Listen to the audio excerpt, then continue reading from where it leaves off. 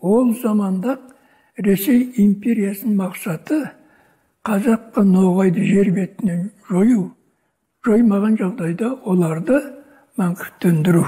Бұл Мекемтес ағаның пікірі ме? Жоқ, бұл бірдемеге сүйенген пікір ме аға? Бұл тарихтың жүрісіне сүйенген пікір. Тарихтың жүрісіне сүйенген пікір.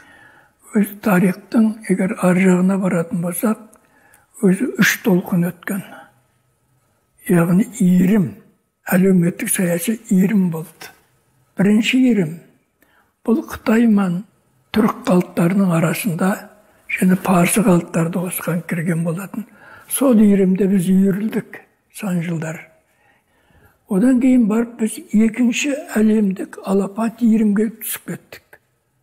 Олар араб парсы әлемиеті. Солда біз 1000 жыл жүрдік. Көптеген табыстар болды. Рухани қазынаға біздің бабаларымыз қатынасты.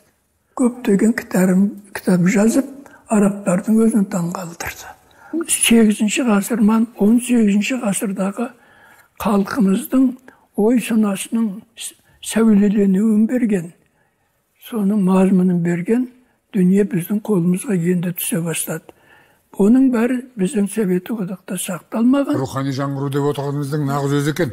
Біз сыртымыздан Ресей қоршады, Қазақстанды. Содан кейін біз одан қол үзе бастадық. Ары қарай қатынас жасатпай қойды. Кейін Компартия билікті алғаннан кейін дін атауының бәрін терістеді. Бұл 3-ші иірім. Бұл біз қазір 3-ші иірімде тұрмыз. Бұл иірім де күшті де. Қазір солқылдап, бұл да әлсіздігін таныта бастады. Билігінен айырылайын деп тұр. Өнен кейін біз қайда барамыз? Дүниеге енді 4-ші иірім келеді, қай жақтан келеді? Қытайдан келе ма, Америкадан келе ма, Россиядан келе ма, бір иірім пайда болады. Енді сол иірімнің маңайында біздер айналамыз, тірлік етеміз. Бұның бір жақсы енді дүние танымымыз нақтылы анықталды. Бұрынғы атеистік, материалистік дүниетанның бәрі жалған, теріс деп таптық. Енді біз энергетикалық өрістің Алла жаратқан ішінде тұрмыз. Барлық құбылыс бәрі сол кісінің құдіретімен жүріп жатыр. Енді осының үстінде ұлы ақыл иесідір. Ол қазақтың айтатын тәңірі. Бұны қазақ басқа халықтардан барлығынан бұрын бірінші рет монотеистік көзқарасты алып келген біздің бабалар болатын. Ол Тәңір діні.